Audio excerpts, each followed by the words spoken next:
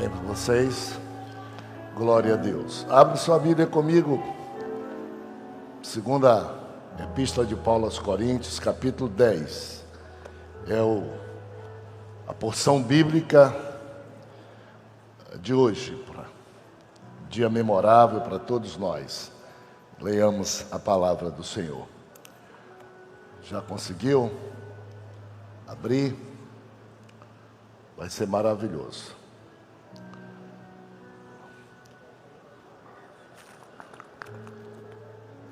E eu mesmo, Paulo, vos rogo, pela mansidão e benignidade de Cristo. Eu que, na verdade, quando presente entre vós, sou humilde, mas quando ausente, ousado para convosco.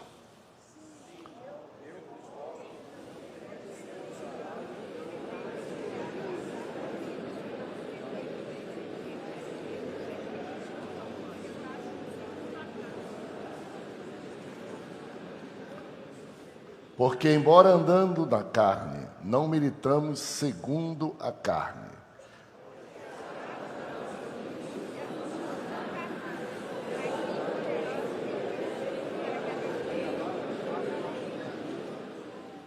E toda altivez que se levante contra o conhecimento de Deus, e levando cativo todo pensamento à obediência de Cristo.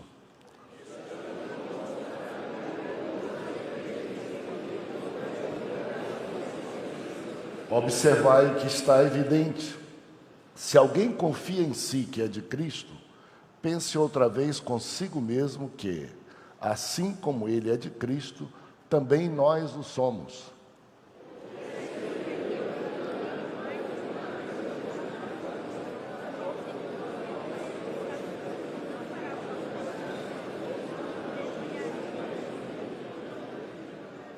Para que não pareça que meu intuito é intimidar-vos por meio de cartas.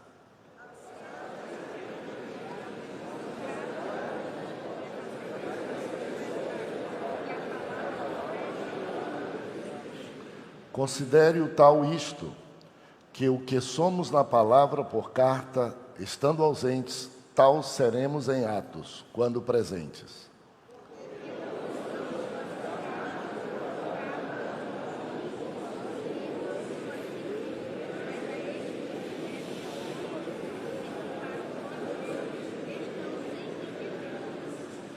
Nós, porém, não nos gloriaremos sem medida, mas respeitamos o limite da esfera de ação que Deus nos demarcou e que se estende até vós.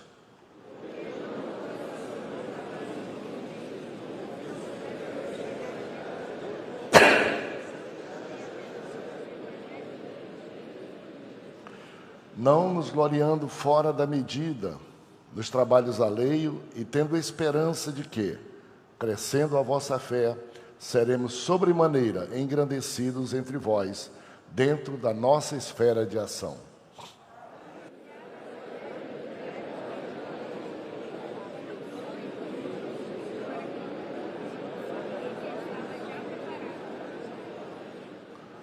Aquele, porém, que se gloria, glorie-se no Senhor.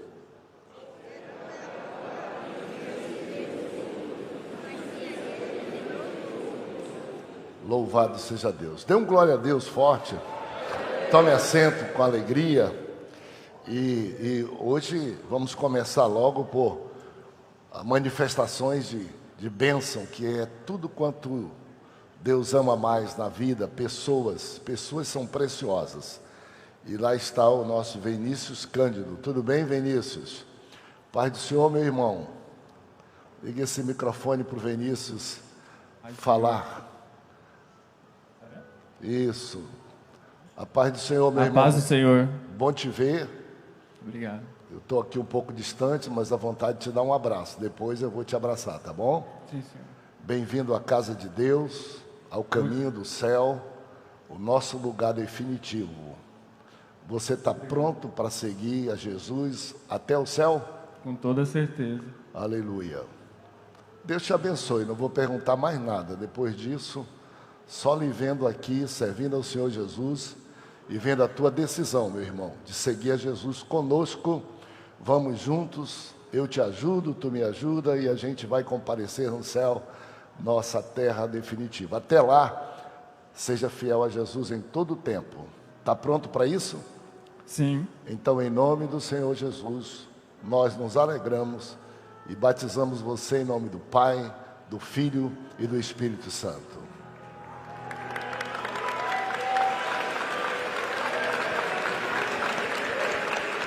Aleluia. Deus te abençoe, Vinícius. Nós estamos aqui numa marcha linda e as gerações aqui estão se revezando. Gerações adultas, gerações mais novas, adolescentes, e é uma alegria. Agora nós temos ali o Asaf Avis, nosso adolescente ou pré-adolescente. Tudo bem, Ana? Tudo. Você quer dizer alguma coisa para a gente? Sim. O que é que você quer dizer? Eu vim me batizar hoje porque quando eu morrer, eu quero ter um lugar reservado do lado de Jesus. Aleluia, aleluia. Amém. O Asaf está igual o eunuco de Etíope, né, dizendo: eu creio, está aqui a água, que impede para eu ser batizado. Vamos logo, batiza logo. Deus te abençoe. Que fé bonita, que testemunho vibrante. E qualquer de nós que aqui está. Ele é filho do Abdiel e da Eline. Ah, tá, estou vendo. Obrigado. Fala aqui, fala. Gente, o Asaf é filho dos nossos amados irmãos Abdiel e Eline, que estão ali em pezinhos do lado dele. E ela, filha de um dos nossos pioneiros missionários, o primeiro missionário dessa igreja, que foi para Bolívia. Olha que Equador, melhor dizendo. Olha que momento especial, que momento maravilhoso. Digam comigo: a paz do Senhor, Asaf. E fale comigo assim: nós te batizamos. Em nome do Pai, do Filho e do Espírito Santo. Aleluia. Glória a Jesus. Aleluia, parabéns, Deus te abençoe. Aleluia, coisa mais bonita que se pode ver nessa terra. Algumas pessoas perguntam por que nós temos ofertas, dízimos e às vezes se perdem. É só para isso, para ver isto acontecer aqui nesta terra. O reino do inferno vem com todo o seu patrocínio e força para destruir, matar famílias, desintegrar famílias, desqualificar nossos adolescentes, se nós queremos proclamar o Evangelho em Belém, no Pará, no Brasil e no mundo. Vidas preciosas, não há dinheiro que pague essas vidas preciosas que aqui estamos. Vamos então, Deus abençoe, vai ter mais coisas hoje. Esse capítulo é um capítulo muito bom, como todo o livro de Coríntios. Nós já estamos começando a nos despedir. Hoje nós estamos estudando o capítulo 10. Se Jesus não voltar domingo, vai ser o 11, depois 12, depois 13, acabou o ano. Nós vamos aí entrar no livro de Isaías, que vai ser extraordinário. Começar um ano estudando o livro de Isaías, coisa maravilhosa, extraordinária. Não perca nada, nem um dia, se possível, de estar com a Bíblia, lendo. Lemos todo o capítulo, são 18 versículos, e nós temos o nosso manual de estudo, né? Que chama-se Revista Columnical, disponível para todo mundo em papel ou digital, não tem desculpa, você pode ter digital também, que nos ajuda a organizar o estudo, pelo menos. Porque às vezes você lê a Bíblia, a letra pequenininha, desestimula, aí existe pessoas trabalhando e o comentarista aqui, cadê o Elielso? Está aqui? Está aqui o nosso irmão Elielso, pastor, senão... Ele trabalhou muito aqui, uma equipe de muita gente, para fazer esse manual, para nos ajudar a olhar as coisas, né, bem profundamente. Manda um abraço para ele, ele já esteve aqui dando aula também conosco, é um doutor em obras literárias, professor da universidade, um irmãozinho nosso que senta aqui, nossos, como muitos de vocês, tesouros de Deus. Então, ele e toda uma equipe editorial sugeriram que a gente estude 2 Coríntios capítulo 10, tá? Debaixo de um pensamento, de um título orientativo: autoridade apostólica e disciplina. Todos os 18 versos, eles teriam o objetivo principal: mostrar a autoridade do apóstolo e a disciplina. E de todos os textos, Áureo, versículos que são 18, aqui, ele sugere que a gente tome o verso 17 como sendo o texto principal, o texto de destaque, o texto áureo. E vamos então emprestar nossa voz, para a gente não ficar só eu falando daqui. Vamos então recitar juntos o texto áureo.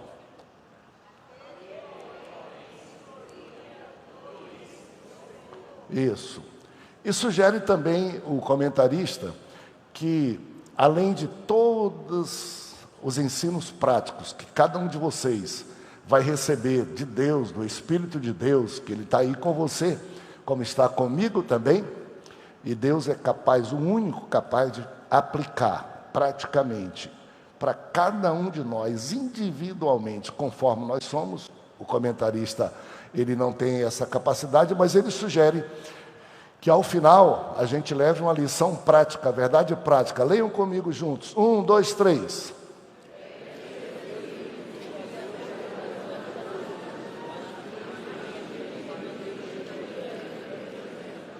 Então observe bem que ele quer falar de autoridade e disciplina.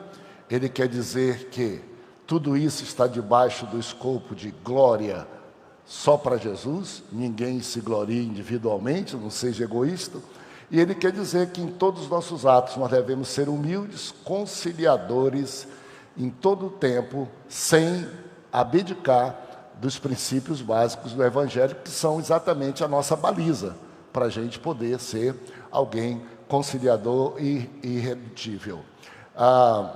Todos os 18 versículos, ele propõe que sejam organizados, versículo de 1 a 6, versículo de 7 a 14, versículo de 15 a 18. Todos os versos estão contemplados aqui, debaixo de 3 títulos, de 3 tópicos, só para a gente também aproveitar vocês, que está muito bonito o coral hoje.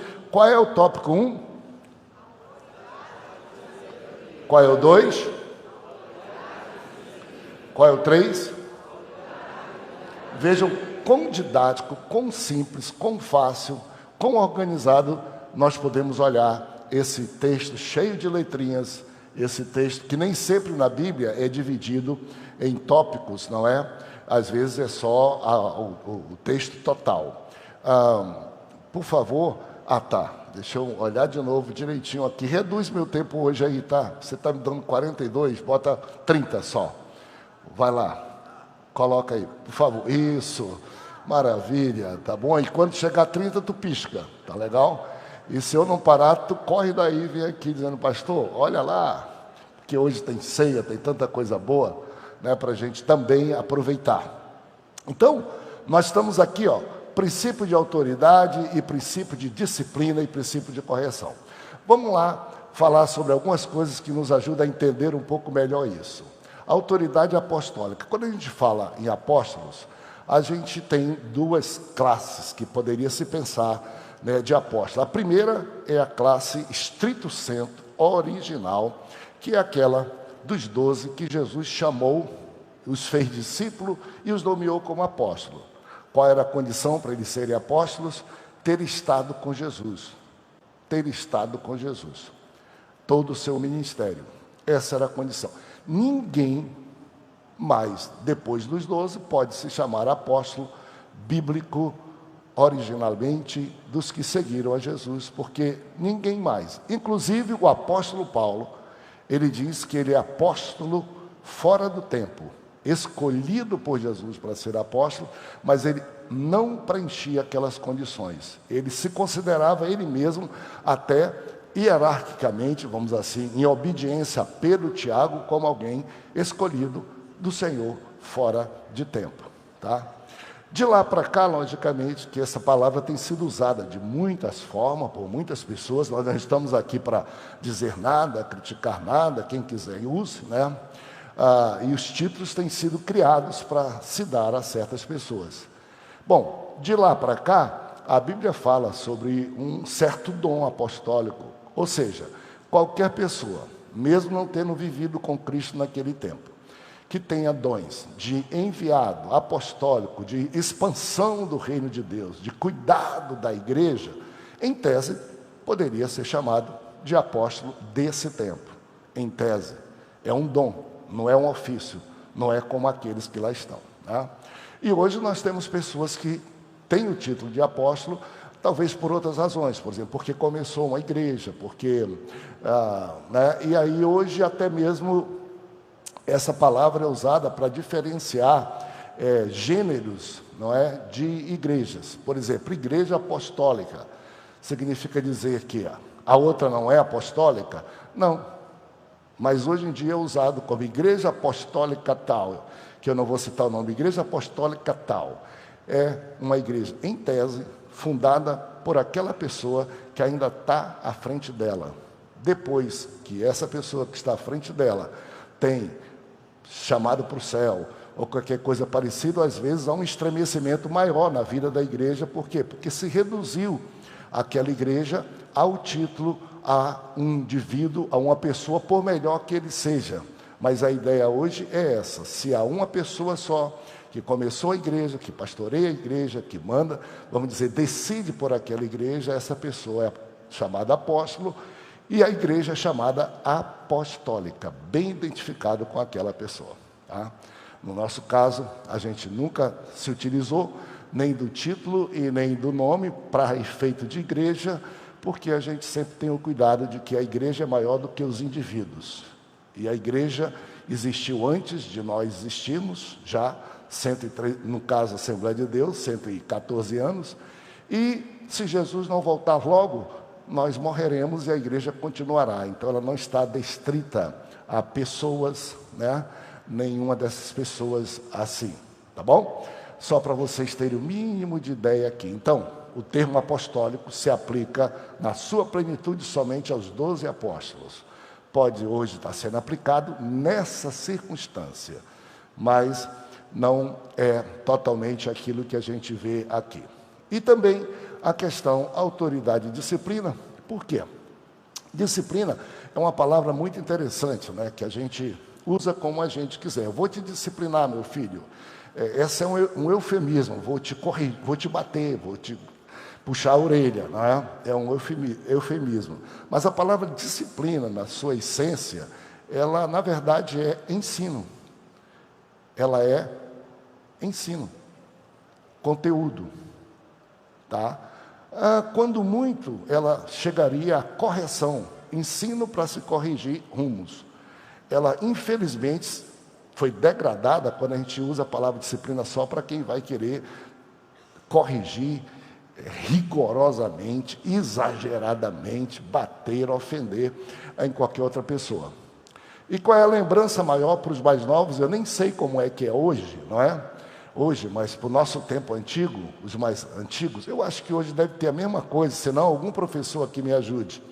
Eu nunca entendia, quando eu estava estudando nas escolas públicas, até na igreja também, tinha aquela caderneta de classe. Lembra aquela cadernetazinha de classe que fazia a chamada dos alunos, e o professor tinha que colocar qual o assunto do dia. E naquela caderneta de classe tinha assim, professor, série, professor, e tinha disciplina. E a palavra disciplina, com pontinhos aqui, e a pessoa colocava português, matemática, complementava, estudos sociais, história e tudo. Portanto, a palavra disciplina, tecnicamente, se aplica muito mais para ensino, instrução, do que para pena ou para qualquer que seja a até que a correção, ela até se aproveita também, porque quando a gente ensina, a gente corrige, e a gente só pode corrigir disciplinando se tiver certeza que a pessoa foi ensinada, Porque se ela não foi ensinada, ela não tem como você exigir dela absolutamente nenhum comportamento, porque o pressuposto você não deu, que foi a instrução.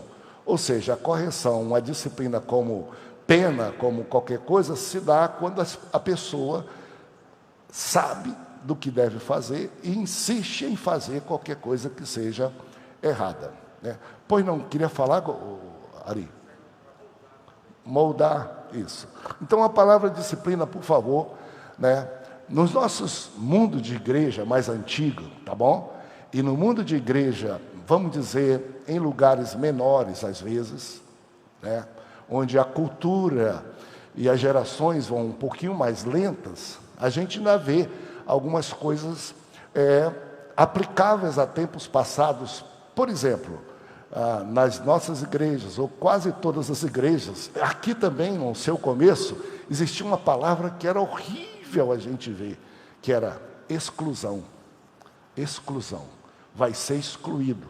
Você está excluído. Você está disciplinado. O próprio igreja, o pastor utilizava isso como sendo uma palavra horrível, palavra disciplina, exclusão, desligamento, né? E existiam as correções graduais da vida da igreja, não é?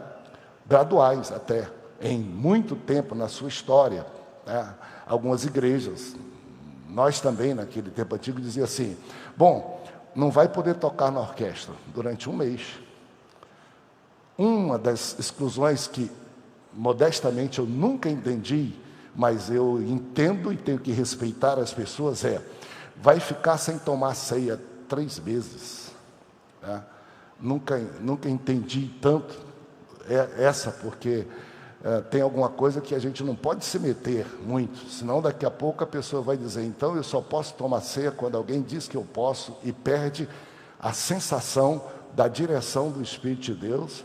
E assim como ela deixa de tomar ceia porque alguém diz que ela não pode tomar, ela toma quando o coração dela e o Espírito Santo diz que ela não está pronta para tomar, mas porque alguém ousou e ela passou a respeitar, ela deixa de acreditar em quem está dentro de nós, que é a quem nós devemos respeitar na sua maioria das vezes. Então assim era, mas hoje nós estamos aqui dizendo o quê? Nós estamos aqui dizendo para vocês que 2 Coríntios 2, o apóstolo Paulo ensinou para a igreja de Corinto como deveria ser o caminho, a mais da bênção de Deus, a mais do Espírito Santo que estava no coração das pessoas, a mais de tudo que podia existir. O apóstolo disse, eu ensinei e vocês podem ter certeza que haverá correções e limites no convívio social da igreja de quem quer ser fora da curva, quer andar como se não tivesse qualquer instrução e nem limite e nem disciplina, e com quem acha que ao invés de se corrigir pelo ensino da Bíblia e pela atitude e comportamento da maioria, que vai mudar a maioria por seu comportamento pessoal diferente. Ou seja, existe ordem, existe autoridade para que se possa corrigir quem queira conviver com a comunidade de modo errado, imaginando que mudará todos por si mesmo, ao invés de se moldar por todos e pelo ensino da palavra de Deus. Esse é o fundamento principal de tudo que nós estamos estudando, e aí nós vamos para frente nisto tudo. Vamos lá. Autoridade com sabedoria. Por favor, alguém lê o verso 1 e 2. E eu mesmo, Paulo, vos rogo pela mansidão e benignidade de Cristo, eu que, na verdade, quando presente entre vós, sou humilde, mas quando ausente, ousado para convosco. Sim, eu vos rogo que não tenha de ser ousado, quando presente, servindo-me daquela firmeza com que penso devo tratar alguns que nos julgam como se andássemos em disposições de mundano proceder. O que o nosso apóstolo está dizendo para a igreja naquela época e serve para todos nós hoje vocês perceberam que pessoas que querem andar desordenadamente no meio da igreja, elas procuram envenenar as outras, servir de fermento de desordem para outros, não querem andar sozinhos nesse caminho, e um dos principais alvos dela é o líder. Nesse caso, vocês sabem que o último argumento, não conseguiram dizer que eu não sou apóstolo, que eu não sou salvo, não conseguiram. O argumento que hoje está restando, depois de toda essa nossa história, melhorou bastante. Estou chegando ao final da última carta para vocês. Sobrou uma coisa, eles estão dizendo que eu sou corajoso de longe, covarde de perto. Na minha carta, quando eu escrevo, eu falo tudo. Quando eu estou presente, eu sou muito light. Na verdade, os seus opositores, os poucos que sobravam, que hoje nós temos uma ideia de quando tem uma coisa errada em qualquer lugar, a gente generaliza, a gente liquida, a gente nivela todo mundo por aquilo, por uma pessoa, por outra. Isso é horrível em qualquer instância da vida, seja qual for a instância da vida que for, na igreja principalmente. Às vezes a gente vê um irmão dizendo, e a igreja está desviada, a igreja está não sei o quê. Vai escovar teu dente, saboar tua língua, e olha a igreja de Cristo como ela é, ela nunca merecerá esse adjetivo. Talvez você mereça, aquela outra pessoa mereça, a igreja de Cristo não, a igreja de Cristo está decidida. A igreja de Cristo vai para o céu, purificada, e vai ser tantos como a areia da praia, não é poucos e não é exclusivo de ninguém, está definido. O Senhor Jesus disse, vou fundar, vou trabalhar por ela, vou santificar, vou perdoar. Então essa história de que a igreja, por favor, diferente. Quando quiser criticar a igreja como igreja, entenda que a igreja é o corpo de Cristo, já vai diminuindo o foco. Quando quiser criticar muita gente, primeiro olhe para si. Quando quiser criticar outra pessoa, primeiro faça o que Jesus disse, tira a trave do teu olho para ver se você vê um cisco no olho do teu irmão, porque a tua trave está fazendo ver cisco no olho de todos, mas é a tua trave que está atrapalhando de você ver as coisas. Cuide-se de si mesmo. Então essa autoridade de Paulo com sabedoria.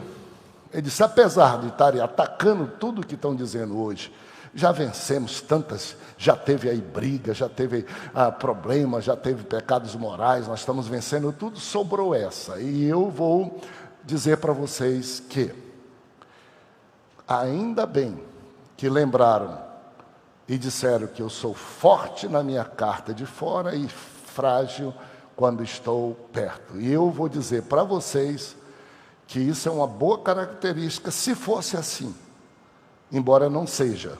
Estão vendo errado, estão me julgando por eles, porque uma boa característica de um homem, de um apóstolo, de um líder, é que ele seja manso e firme. Característica que quem não tem maturidade, ou é uma coisa ou outra.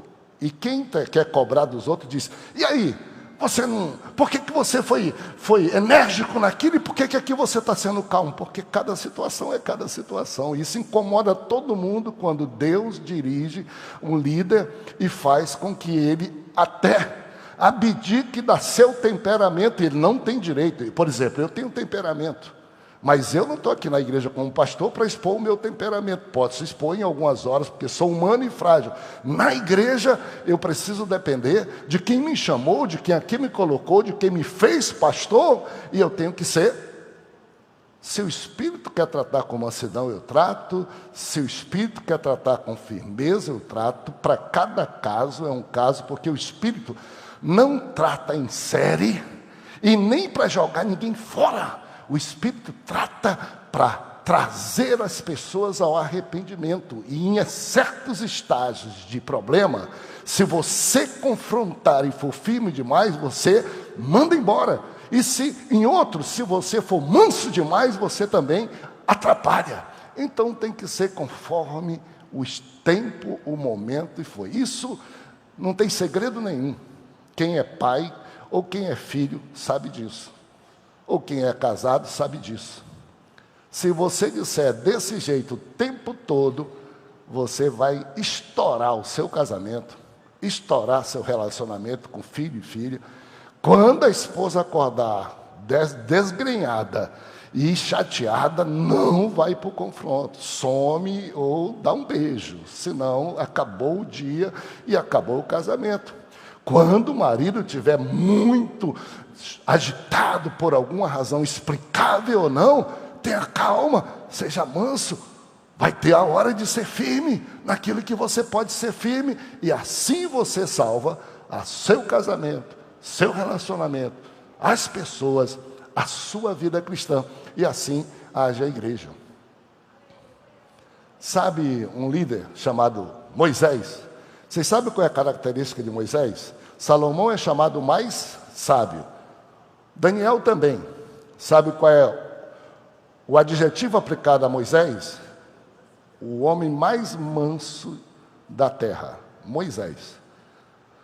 Aí você diz, por essa razão, Moisés conseguiu conviver 40 anos no deserto com um povo de dura cerviz. Mas você diz, pastor, mas não foi sempre assim. Moisés desceu do monte, quebrou as tábuas da lei, escrachou com o povo, e ficou tão doido, disse, Senhor, apaga meu nome desse livro da vida aí, porque esse povo não aguento mais. Mansidão e firmeza é característica boa de qualquer pessoa, exigível de quem lidera alguma coisa. O patrão na empresa, se ele for só dureza, é horrível. Você tem que ser. E o Paulo disse isso, vou tratar vocês desse jeito, né, com firmeza e com mansidão. O que Paulo estava dizendo vocês vão descobrir que eles estão dizendo uma mentira. Pega as cartas que eu dou para vocês, que vocês leem ela mais frequentemente, e observe que quando eu estou com vocês, eu tenho as duas características: mansidão para a hora que é necessária e firmeza para a hora que é necessária. As duas habitam em mim por graça de Jesus. Tá bom? Armas espirituais, vamos lá. Porque as armas da nossa milícia não são carnais, e sim poderosas em Deus, para destruir fortalezas, anulando nós sofismas. Lê mais o outro verso, só mais o outro verso, um verso mais. E toda altivez que se levante contra o conhecimento de Deus, e levando cativo todo pensamento à obediência de Cristo. Observe que o apóstolo Paulo então fala que o que deve predominar na vida cristã e na vida da igreja são coisas espirituais. Nossa luta não é contra carne e sangue. Está escrito. Não é contra carne e sangue. Às vezes nós elegemos uma pessoa como sendo nosso adversário, motivo de nossa adversidade toda. Nem sempre a gente olha que aquela pessoa, se você não tiver cuidado, vai ser até o seu motivo para você desagradar a Deus, sair da trilha cristã, porque você personalizou ira e ódio. E a Bíblia diz assim, deixa a ira, abandona o furor, porque isto não te irá bem. Agrada-te do Senhor, e Ele considerará o que deseja do teu coração. Deixa a ira, abandona o furor. Não vai bem, destrói mais quem tem do que o objeto da ira dele. E o Senhor diz assim, nunca olhe uma pessoa física só como sendo a sua luta e a sua adversidade, porque a sua luta e a sua guerra é contra principados e potestades, que pode se utilizar de uma situação física, material, para destruir seu caráter, para destruir você, sua vida espiritual. Olhe mais acima e diga, até que essa pessoa merece, mas eu não vou, porque eu tenho valores maiores para serem guardados e para que eu expresse. Não vou descer a esse nível, eu tenho que cuidar do meu coração, porque se eu fizer assim, daqui a pouco eu me acostumo a fazer assim, eu fico sem depender de Deus, eu perco o meu alvo e eu vou criar um hábito, e o hábito vai virar um caráter de brigar de baixo, daqui para baixo, sem olhar as coisas divinas, como a Bíblia diz, se há alguma coisa que deve ocupar o coração, pense na coisa que é lá de cima. Se tem tanto tempo para te ocupar aqui com isso, com a ira, com o furor, levanta os teus olhos, olha, coisas melhores vão te ajudar a viver vão te ajudar a vencer, vão te ajudar a superar, e ainda que o inferno se levante contra ti, não vai te alcançar. Porque se você der muita trela e o inferno souber como é que ele te perturba a vida toda, ele vai sempre mandar alguém para te perturbar a vida toda, como nós vamos ver aqui no texto que diz que ele se transforma em anjo de luz. O que você quiser do inferno, ou o que você não quiser, mas que você deixar transparecer, que ele descobrir, assim ele vai procurar te render. As armas são espirituais. Quais são as armas espirituais? As armas espirituais, ela destrói erros e constrói coisas boas, como nós vamos ver para frente. Diz o texto, você já viu? Vamos lá, o verso de número 6, a legitimidade pela obediência, por favor. Estando prontos para punir toda desobediência, uma vez completa a vossa submissão. Olhem só então, porque embora, eu acho muito lindo esse texto, né? Diz assim, porque embora andando na carne, ou seja, embora no corpo, na carne, verso de número 3, não militamos segundo este mundo, segundo a carne. Somos do mundo, estamos no mundo, mas não, foi a oração de Jesus. Pai, eles estão no mundo, mas eles não são do mundo não. Guarda eles, abençoa eles, eles são teus, faz eles ser diferente, não deixa eles ficarem se perdendo aqui, eles só estão, mas eles não são. Protege eles como você me prometeu. Aqui a Bíblia está dizendo exatamente isso. Nós estamos aqui, somos falíveis, não há ninguém perfeito. Não. Se alguém disser para você que é perfeito, já vá sabendo que não tem nem como pensar, nem pastor, nem ninguém. Se alguém disser para você que eu sou perfeito, pode repreender que é o diabo. Porque ele vai querer que você acredite que eu sou perfeito para te mostrar depois qual é o defeito, para você descrer em Deus, porque viu o defeito em quem você já devia ver que tem defeito. Ele vai fazer o jogo que você quiser, né? As armas são essas. Olha o que diz, velho. Porque as nossas armas, da nossa milícia, da nossa guerra, não são carnais, não são segundo esse mundo, mas elas são poderosas em Deus. Atenção, poderosas em Deus para destruir fortalezas, anular sofismas, altivez que se levante contra o conhecimento de Deus, levando cativo todo pensamento diferente daquele que é o verdadeiro. Quando a gente se utiliza, sobe o nível das armas espirituais, o resultado pode parecer que não, mas vai dar certo a guerra, vai dar certo a milícia. E a milícia não vai destruir indivíduos só, vai destruir principados e potestades que queiram destruir até o próprio indivíduo que está fazendo alguma coisa contra você. E Paulo diz assim, só com armas espirituais, poderosas em Deus, fortalezas vão cair. Sofismas, armadilhas, argumentos, inteligência, perspicácia de querer provar que o errado é verdadeiro, tudo isso se desnuda e se destrói diante daquele que é o único que pode nos dirigir em toda a verdade. Ele vos guiará em toda verdade. As armas que nós temos são armas do Espírito de Deus. E o verso 6 conclui dizendo, estando prontos para punir toda a desobediência, uma vez completa a vossa submissão. Gente, a autoridade de qualquer pessoa que é colocada em qualquer lugar, ela está condicionada à obediência da maioria. Eu tenho uma autoridade, vamos dizer, empírica. Provavelmente, embora alguns não creiam, e eu não reivindico para mim isso, de algum modo Deus olhou e disse assim, esse menino, esse rapaz, ele vai ser um dia útil para mim, eu vou precisar dele por colocar na igreja, importante, vai ser o 8º pastor, soberania de Deus. Ele pensou nisso, por qual razão não? E ele se responsabiliza, Eu sinto, nas minhas jornadas, que conquistas e algumas vitórias não são minhas. Eu não posso me gloriar, são deles. Ele que me trouxe, Ele que me fez, eu não estou aqui por sua graça. Hoje de manhã eu vim aqui e sentei e ajoelhei nessa cadeira e disse: Senhor, essa cadeira é tua, eu estou aqui emprestado faz 28 anos que eu estou sentando em cadeiras que não são minhas, elas são tuas, essas cadeiras, essa posição aqui é tua. Deus faz, Deus dá autoridade para a gente ir, isso é verdade.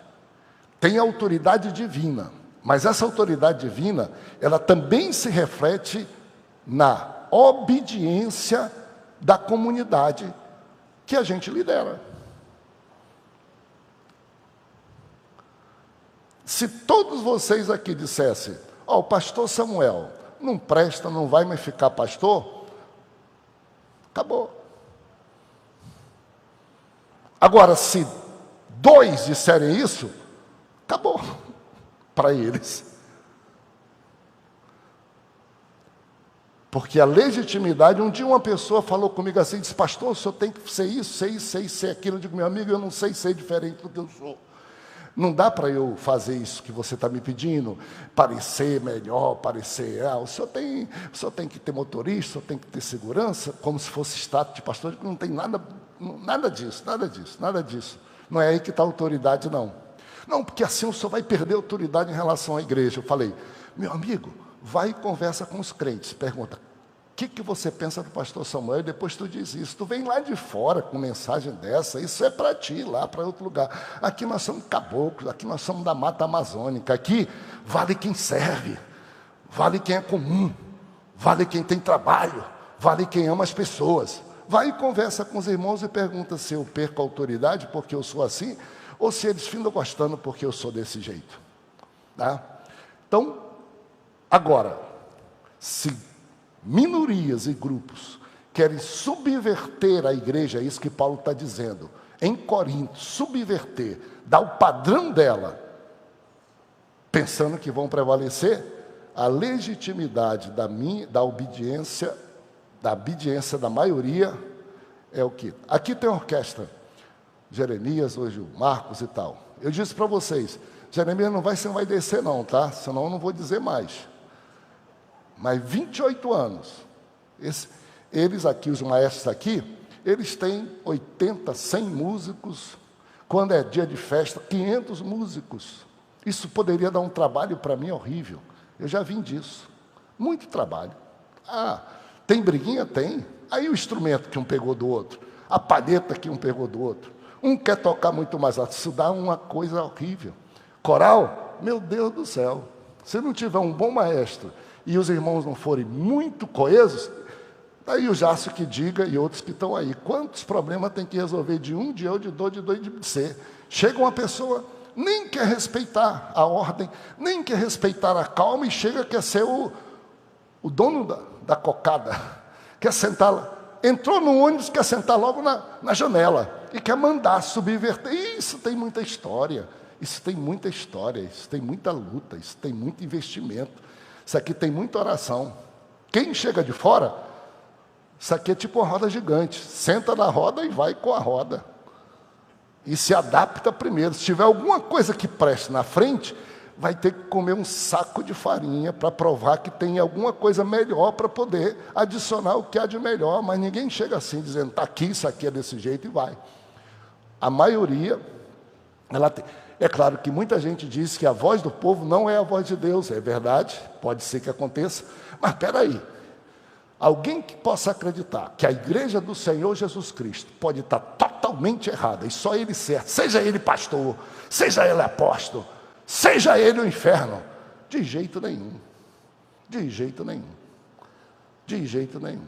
Existem 2 autoridades que eu acho que no mundo, o resto é tudo produzido por isso. Primeiro a de Deus e depois a do povo.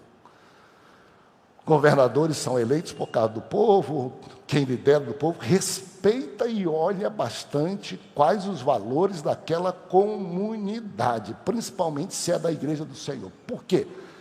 Porque não foi eu que fiz a igreja do Senhor, eu fui salvo pela igreja do Senhor, fui ganho para Jesus. Eu sentei nos bancos pela igreja do Senhor. Eu fui visto por Deus pela igreja do Senhor. E se eu quiser prevalecer, eu não fico sozinho, porque o inferno gosta muito de quem queira pensar que corre a corrida sozinho. Vocês sabem que os animais podem ser ferozes como for. O leão, se tiver um bando de animal junto, o leão corre atrás, mas ele não ataca. Ele corre para que um fique cansado e separe, e ele pega quem estiver separado do rebanho. Eu não sou bobo. Eu estou debaixo da graça de Deus e do guarda-chuva da igreja. Eu sou a igreja. Se ela não me proteger, se ela não me der autoridade, eu sou nada na igreja do Senhor. Isso é um ensino muito bom do que seja autoridade com sabedoria. Seja manso e firme. Não brigue brigas como sendo brigas materiais e não eleja adversários humanos que você vai perder para o diabo. E olhe para estar sempre junto com aqueles que seguem ao Senhor Jesus e que na igreja sempre são, a maioria, não tenha dúvida nenhuma, não tenha dúvida nenhuma. Autoridade e disciplina, verdadeira autoridade. Leia. Se eu me gloriar um pouco mais a respeito da nossa autoridade, a qual o Senhor nos conferiu para a edificação e não para a destruição vossa, não me envergonharei. Olha só, autoridade e disciplina. De um lado, o apóstolo cumpria uma missão de Deus. Do outro lado, ele tinha que corrigir pessoas. Ele tinha que ensinar pessoas. Ele tinha que orientar pessoas. E ele diz assim: uma autoridade verdadeira é a autoridade que não é usada para destruir nada. É a autoridade usada para construir e edificar. Olha o texto. Olha uma coisa maravilhosa. Vocês sabem que tem gente funesta que usa autoridade, liderança, para acabar com tudo que existe. Olha o que a Bíblia diz e olhe o que foi lido.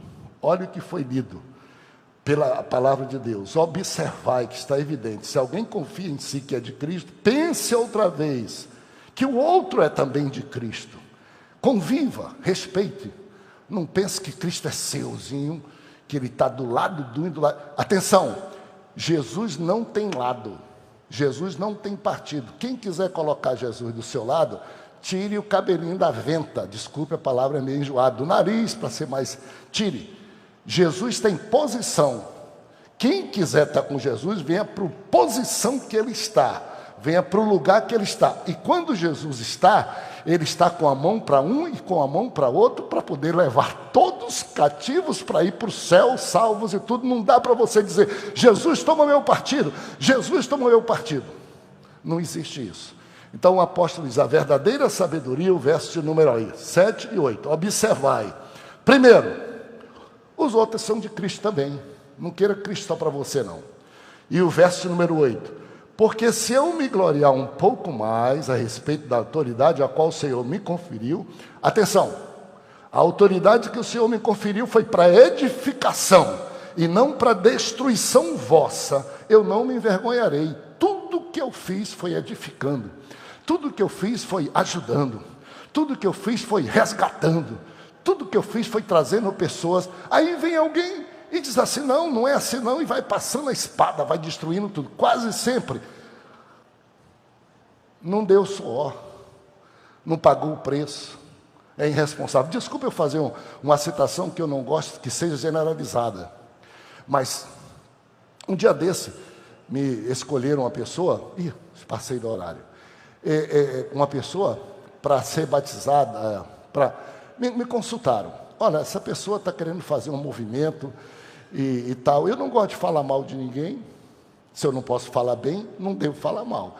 Eu falei: olha, vê se tem outra alternativa. Nós estamos muito cheios. A igreja em Belém está muito cheia de alguns assuntos. Vê se tem outra alternativa. A pessoa depois me ligou e disse: pastor, a gente conseguiu uma alternativa. Eu disse: graças a Deus. Ele disse: mas eu fiquei preocupado comigo mesmo, que eu queria que fosse em Belém. Tem irmãos que falam assim: eu queria que fosse lá na igreja mãe. Eu digo: não te despreocupa, Deus te deu um livramento.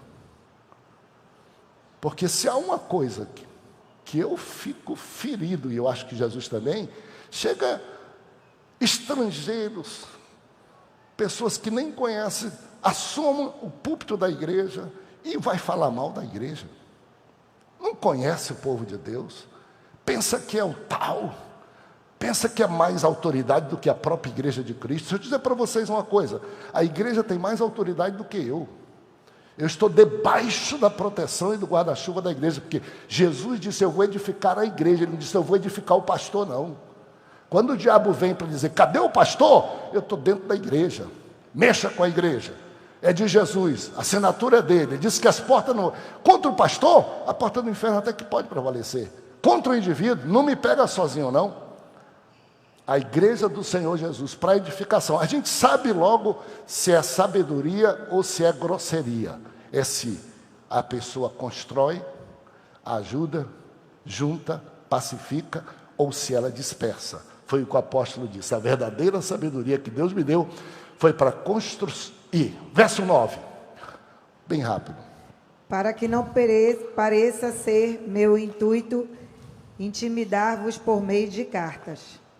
Verso 9 e verso 10, por favor. As cartas, com efeito, dizem, são graves e fortes, mas a presença pessoal dele é fraca e a palavra desprezível. Vai para o 11 que já resolve o meu aqui. Considere o tal isto, Olha. que o que somos na palavra por cartas, estando ausentes, tal seremos em atos, quando presentes. A autoridade e disciplina, primeiro, ela é aquela que constrói e não que vinga e destrói. Segundo lugar, é a autoridade que é coerente, que a pessoa vê coerência no que se fala e coerência no que se faz. Coerência no que se escreve e coerência no seu procedimento. É aquela qualidade que a gente diz assim, seja sal da terra e luz do mundo, não fique falando para querer ser, não, você já é, deixa as pessoas ver, faça por onde as pessoas vejam. É aquela autoridade que um grande orador disse assim, ó, pregue o evangelho com seu exemplo, se precisar, diga alguma palavra, se precisar, mas seu exemplo fala mais alto do que suas palavras. Seu exemplo, suas palavras destroem o seu exemplo. É o que o apóstolo está dizendo, coerência entre proceder. Sem buscar glória pessoal, nós vamos deixar porque terminamos aqui, vamos para o fim só, autoridade com humildade e ética, por favor, o verso de número 15, 16 e 17, leiam de uma vez só. Não nos gloriando fora de medida nos trabalhos alheios, e tendo esperança de que, crescendo a vossa fé, seremos sobremaneira engrandecidos entre vós, dentro da nossa esfera de ação, a fim de anunciar o Evangelho para além das vossas fronteiras, sem com isto nos gloriarmos de coisas já realizadas em campo alheio. Aquele, porém, que se glorie, glorie-se no Senhor, porque não é aprovado quem a si mesmo se louva, e sim aquele a quem o Senhor louva. Textuário final, glorie-se no Senhor, autoridade com humildade e ética. Não traga glória para si, não pense que você é mais do que isso, seja vaso de barro que você tem o tesouro, e o apóstolo está dizendo aqui, olha, tudo que essas pessoas dizem aí deve ter algum problema, elas estão com algum problema, elas próprias. E eu só estou dizendo isso para vocês porque tem alguns que ainda dão ouvido nisso, porque qualquer pessoa sensata descobriria que eu não digo, mas fui eu que Deus me chamou para começar. Eu não digo, mas foi eu que Deus usou para fazer e cuidar o crescimento, para chorar para vocês, para apresentar a Deus como sendo uma igreja abençoada. Eu não falo muito, mas vocês já perceberam que eu não me glorio no trabalho dos outros, eu não assomo o púlpito dos outros, eu não me aproveito de coisas dos outros, tudo que Deus me deu, a minha autoridade que Deus me deu, eu tenho história, e Paulo diz assim, eu não fui a lugares onde Deus não me mandou, eu não atrapalhei ninguém, e também eu não fui a lugares onde Deus não me mandou ir, e não me usou para fazer, para querer me apropriar daquele povo, ou semear problema no meio daquele povo. Quando eu vou lá está a igreja, quando eu vou lá está o pastor, quando eu vou lá, quando eu respeito a igreja naquele lugar, eu respeito o pastor daquele lugar, ele pode até estar errado, ter até problemas, mas eu estou respeitando o Senhor da igreja, porque lá o Senhor tem a igreja, o povo dele comprado pelo seu sangue.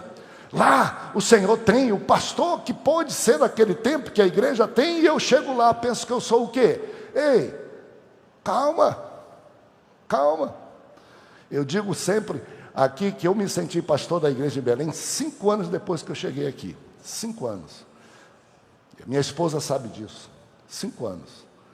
Porque chegar numa tradição de uma igreja como essa daqui, pastoreada por Gunaving, Daniel Berg, Nistro, Samuel Nistro, Nelis Nelson, Francisco Pereira, José Pinto, Alcebiades Pereira Vasconcelos e Firmino Gouveia há 30 anos, meu irmão, não é para... Olha que eu lembro que eu cheguei aqui, a juventude disse, está chegando um pastor jovem, ele vai virar tudo de cabeça para baixo, ele vai reformar tudo que possa existir. E eu também cheguei aqui, tinha um presbitério que mandava, mas mandava mesmo no pastor, disse, esse menino aqui não vai fazer nada, e me botou do jeito. Vocês não sabem disso não. Eu vim aqui no culto, eu preguei no culto aqui, sobre a vinda de Jesus, eu cantei assim, João viu o número de um povo salvo. Quando terminou o culto, o presbitério me chamou e disse, aqui não se canta esse hino não, pastor. Eu digo, por quê? Ele disse, porque o número é 144, e 144 é uma doutrina falsa de testemunho de Jeová. Eu digo, que vocês estão com a cabeça muito suja, meu irmão, por favor, não digam isso para mim. Aí eu estava aqui, e vim para uma reunião, estou dizendo isso porque já passou, senão... Né? E para uma reunião, e na rádio tocou, aquilo que parecia impossível. O presbitério disse, pastor, a rádio tocou esse hino. Eu digo, qual é o problema? Ele disse, esse hino não pode ser tocado na rádio, nem aqui não, porque esse hino é da autoria de um cidadão que não crê assim, que não crê esse lá. Eu digo, meu amigo, me perdoa, quem está na rádio é outra pessoa, não vim para cá, pastor, para estar olhando tudo isso. Agora, se for para tirar todos os hinos, porque vocês têm problema com quem é o autor, que se ele já se desviou, já não foi, talvez a gente não toque hino nenhum mais não. Vai ter que tirar, porque vocês estão querendo hino que anjo fez. Eu digo, vamos orar junto, vamos ficar orando 6 meses, e vamos estudar todos esses casos. E foi 5 anos depois, eu senti que eu tinha conquistado o respeito da igreja, para poder fazer algumas coisas que foi feito. Por quê? Autoridade com ética. Autoridade com humildade. Não é porque eu tenho o título que foi. Fiquem em pé, vamos para as outras celebrações.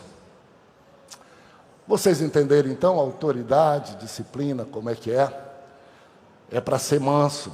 Essa é a qualidade principal. Mas quando precisar, é para ser firme. Mas não é só para ser firme não, senão nenhuma igreja quer essa pessoa, tá? E toda igreja tem que ter autoridade. A primeira de Jesus, segunda, a autoridade que o Senhor Jesus coloca na igreja, é verdade. Nesse momento, por misericórdia, eu estou exercendo essa autoridade. Amanhã será outra pessoa, antes era outra pessoa. Agora, qual é o caminho da disciplina na vida da igreja? Vocês já viram o que Paulo disse que é. Vou terminar. Resumindo, escutem bem, o que Jesus diz que é o comportamento que um crente tem que ter em momentos que parecem conflitantes e em momentos que parecem litigiosos. Mateus capítulo 5, Sermão da Montanha, princípio basilar da vida da igreja. Jesus disse assim, escute só, vocês ouviram dizer, não matarás, e quem matar deve ser morto? Porém eu vos digo, não falem mal dos irmãos de vocês, porque isso equivale a matá-los. Não matem reputação de outra pessoa. Pelo contrário, se você que está seguindo a Jesus, saudável, abençoado, for para o culto, e lá no seu coração você lembrar que tem um irmão que tem alguma coisa contra ti, por isso ele está escravizado pelo diabo, escravizado pelo pecado, ele só vê aquilo que tem contra ti, deixa a tua oferta, vai lá e reconcilia-se com ele. Ele criou um problema contra ti, está querendo te prender e te amarrar com um problema para você não viver, te solta logo e abençoa ele também, para ele não ficar preso por aquele problema. Vai, depois vem e presta a tua oferta. Princípio do reino. Assim se faz com o irmão ou com a irmã. Isso é Jesus, não tem como sair. Depois, no capítulo 18, leia em casa, o Senhor Jesus disse assim: se você não conseguiu resolver o seu problema ou a situação, você e aquela pessoa, por bem da sua vida espiritual e para libertar aquela pessoa, atenção, quando você ver uma pessoa praticando pecados e erros, vai ao teu irmão, conversa com ele, ora por ele.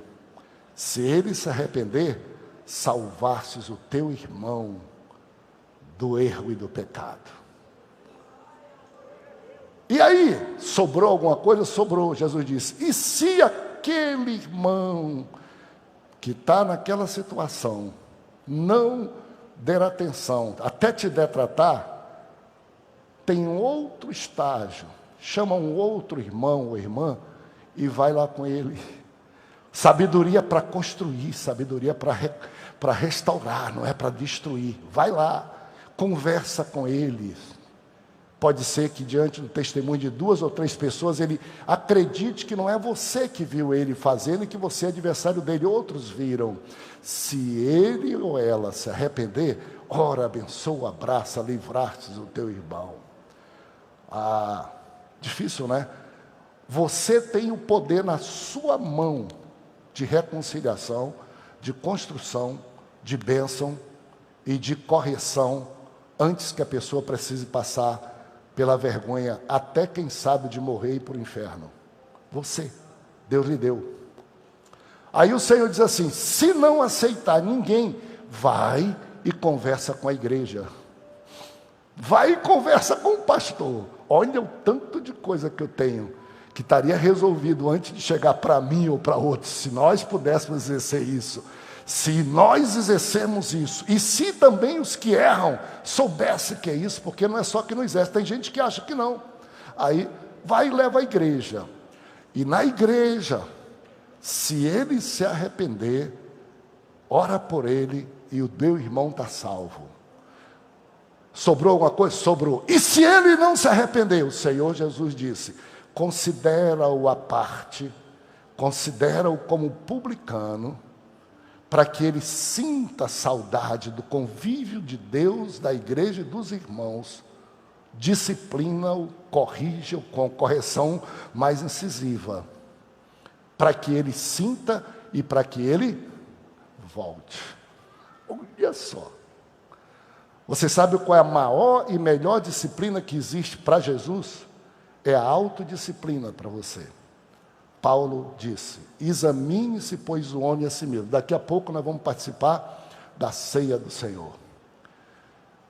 Paulo não disse assim: irmã bisbilhota a vida da outra, irmão bisbilhota a vida da outro, irmão bisbilhota a vida do teu marido. Não disse isso não.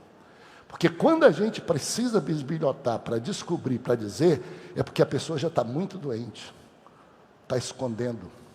O Senhor Jesus disse assim: no teu coração está o meu espírito. Examine-se, pergunte, não chegue a tanto. Somos fracos, somos pecadores, mas não chegue a tanto. Diga comigo: a melhor disciplina é a é examinar-se a si mesmo. Se isso não resolver, irmãos, podem me ajudar. Se isso não resolver, a igreja pode me ajudar. E se eu não quiser, a igreja vai me corrigir, para que eu me arrependa e seja salvo, e não para que eu vá para o inferno. Louvado seja Deus. Você tem uma cadeia de bênção e de maravilha. Siga, cure-se, avance, vamos para o céu, deixe para trás tudo que está existindo por aí. Jesus lhe ama, levante a mão e diga glória a Deus. Diga aleluia. Diga: eu sou amado por Jesus. Aleluia. Vamos orar. Se tiver alguém que quer receber Jesus como Salvador agora, pode vir aqui à frente, reconciliar-se também. E a festa vai continuar, vai ser um instrumento de glória e vai ser um instrumento de bênção para você. Você vai sair daqui mais alvo do que a neve. Para isso você veio aqui a esse lugar. E se alguma coisa está lhe perturbando no coração, aproveite. Conta para Jesus onde é a tua dor, que hoje Ele quer te restaurar, devolver a alegria, paz, a salvação. Saia daqui perdoado, perdoe seu irmão, perdoe quem está trazendo na sua vida a luta mais destrutiva possível. Você não precisa viver com isso. Voe na liberdade do Espírito do Senhor. Jesus está aqui. Levante sua mão para o céu, peça para Ele fazer isso em relação à sua esposa, seu esposo, seus filhos, seus amigos, adversários, companheiros de trabalho. Seja abençoado, sejam perdoados aqueles que estão trazendo dificuldade para você. Pai, eis-nos aqui oferecendo a Ti não só palavras, mas gestos de perdão, de reconciliação, de mansidão e também gestos de firmeza, Senhor. Purifica-nos, ó Deus, por Tua graça. Ajuda-nos a manter nossas vestiduras brancas até o céu, lá onde nós nos estaremos contigo na glória. Que sejamos humildes, que sejamos sábios e que prossigamos cheios de Ti, Senhor. Não nos deixe entristecer o Teu Espírito que está em nós. Não nos deixe extinguir o Teu Espírito que está em nós. Nós Te amamos no eterno nome de Jesus. Amém. Deus te abençoe. Deus te guarde. Vamos para o céu.